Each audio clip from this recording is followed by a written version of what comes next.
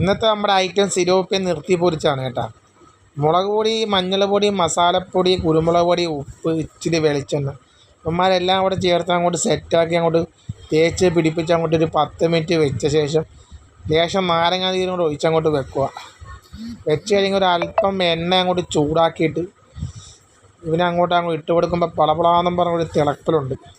ആ തിളച്ചങ്ങോട്ട് വരുന്ന ഒരു ഒടുക്കത്തെ മണം അങ്ങോട്ട് വരും. എൻ്റെ പൊന്നാര മുത്തേ, അത് തിരിച്ചും മറിച്ചു വിട്ടാണ് സെറ്റാക്കി എടുത്താണ്ടല്ലോ. ഇതുപോലെ ഗോതമ്പ് ദോശ, ഉള്ളിമുളക്, മീൻ പൊരിച്ചതും കൂടെ രാത്രി ഒരു ഗ്ലാസ് കട്ടനോട് പിടി പിടിച്ചാണ്ടല്ലോ. ആഹാ അന്തസ്, ആഹാ നല്ല സോഫ്റ്റ്, നല്ല മട്ടൻ ഇറച്ചി മട്ടൻ പോലെ ഇരിക്കും കേട്ടോ. ആദ്യം ഒരു കഷ്ണം അപ്പത്തിൻ്റെ അകത്തേക്ക് ഒരു പീസ് അങ്ങോട്ട് വെച്ചിട്ട് മടക്കി ഒരു അറ്റാടി അതിൻ്റെ കൂടെ ഒരു പീസും കൂടെ തിന്നു കഴിഞ്ഞാണ്ടല്ലോ പൊളി സാധനം. ഓക്കെ, നിങ്ങളൊന്ന് ട്രൈ ചെയ്ത് നോക്കുക കേട്ടോ. ഇന്നത്തെ നമ്മുടെ ഐറ്റം സിലോപ്പിയൻ നിർത്തി പൊരിച്ചാണ് കേട്ടോ.